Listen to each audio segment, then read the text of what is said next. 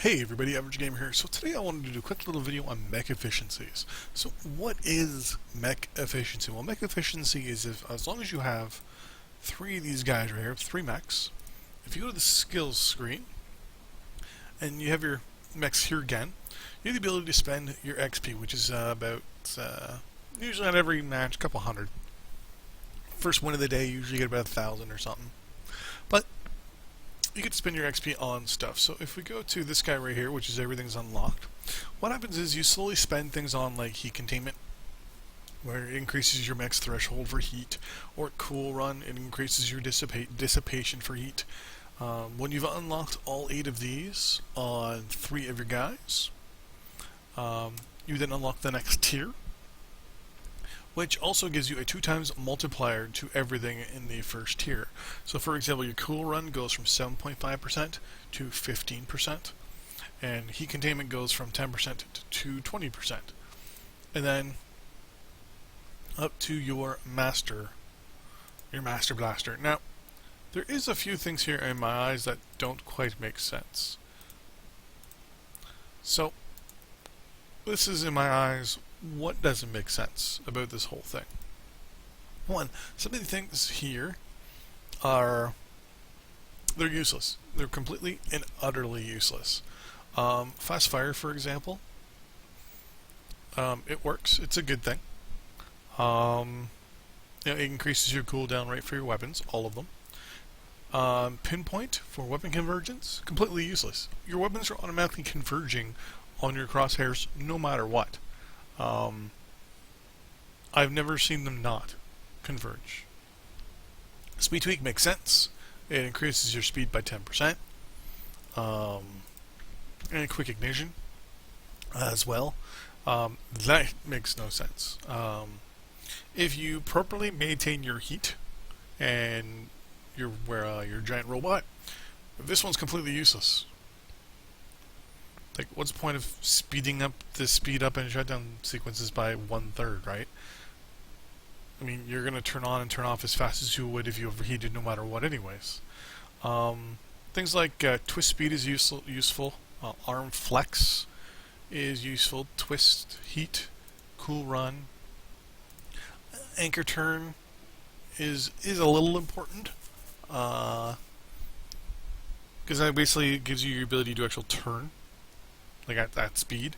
Well, anchor turn or twist speed just gives you your ability to turn your torso, and then handbrake gives you the ability to stop 25% faster. To be 100% honest, some of these things should be in the mech itself. If these are your skills to pilot this specific mech, these I think should be so associated with specific quirks allocated to this specific mech. So we're looking at the crab here, right? So what I think is speed tweak, because it's a medium, should be in tier 1. Heat containment and cool run should be in tier 1. And tier 2 should be things that are physical, like it should be your turn speed, your yaw, your pitch, your pinpoint accuracy, things like that. And then maybe weapon tweaks, like specific weapon tweaks here. So here's where your weapon quirks would be, right? That gives you the reason to, level up your mechs. So it'd be like, ER large laser, boom, right there. Medium pulse, whatever.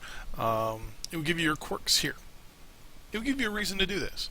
It would also make sense as to why they fucking make us do this. The reason why I say that is because it doesn't fucking make sense.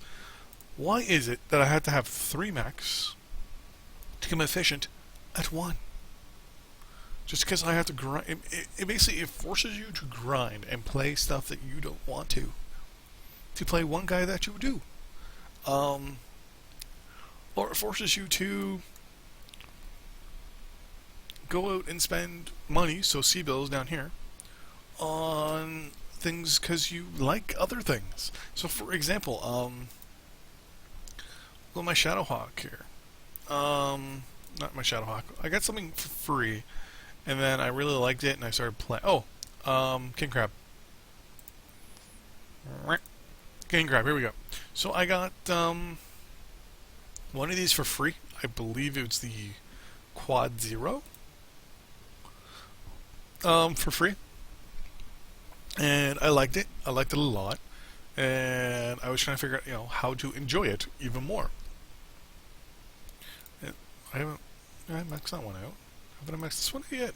Oh my god, I haven't maxed that one out. Or that one. So you can see, once I was able to max this guy out, I stopped. I stopped grinding and I stopped upgrading. Simple as that. This doesn't make sense. Why? Oh, here was the free one here. I got the free one here, and I liked it. So I ended up getting these two because, for some retarded reason, you have to have 3 mechs. It doesn't make sense. Why is it to be efficient in one specific chassis, you have to have 3 variants of that chassis? Or sorry, why is it that if you want to be specific, like good in one variant of a chassis, you have to have 3 variants of that said chassis? It doesn't make sense. In all the other previous games for MechWarrior, Mech Commander, and all that stuff, you gained experience the more you used one specific thing. Not, multiple things of the same thing. I mean, I like coffee. I like Tim Hortons coffee. I don't like Starbucks coffee. I don't like McDonald's coffee. I don't like Wendy's coffee. I don't like the fucking Williams coffee. I don't like fucking round the clock fucking coffee. I like Tim Hortons coffee, and I drink a Tim Hortons coffee. That doesn't mean I want to have to be able to drink and enjoy my Tim Hortons coffee. I have to go out and get a Williams coffee and a Starbucks coffee and drink those as well.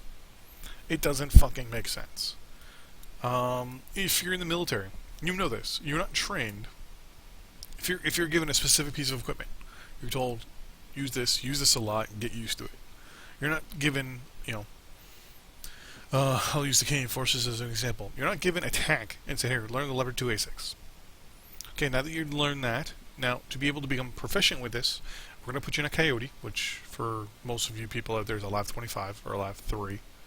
Or we're going to put you in an MGS, which is the Mulligan system, which is a basically a Lav with a 105 on top of it. So now you've used those 3, you can now become efficient or proficient in a Leopard 2A6. Doesn't fucking make sense. Does not make fucking sense. I know they're going to be redoing and retooling the mech trees a little bit, but come the fuck on. Seriously. Like, come on. Come on. Secondly, for pilot trees, why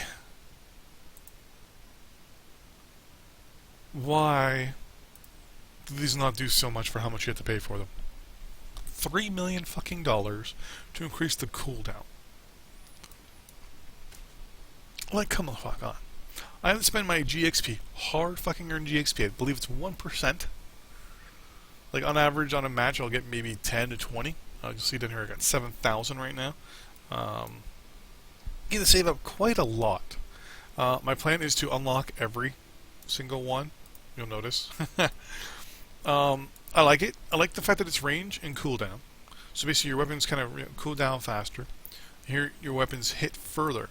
But I would like to see some other effects maybe. Like something where that specific weapon does more damage. Or it does less damage, but it has something else. Like it drawbacks.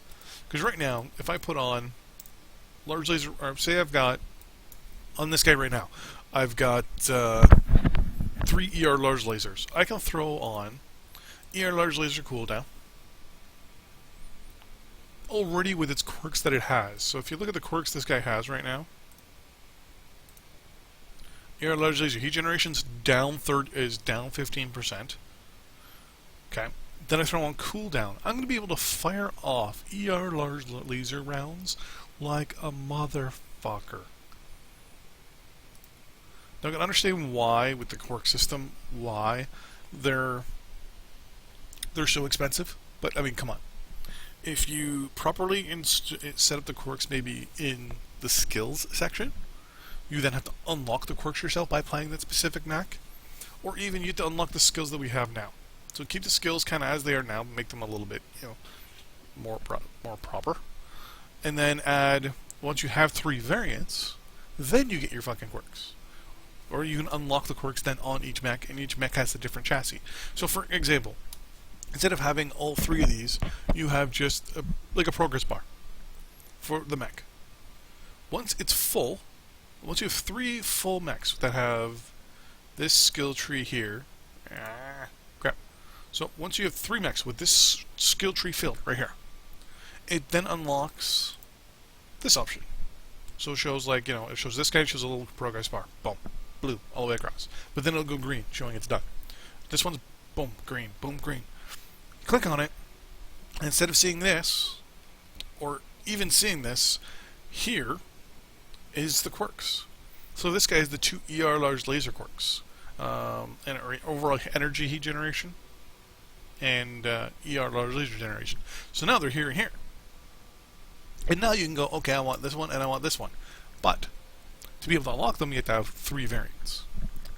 Which makes sense. That's also a good way for them to kind of push away from the quirk system, because they're trying to do that.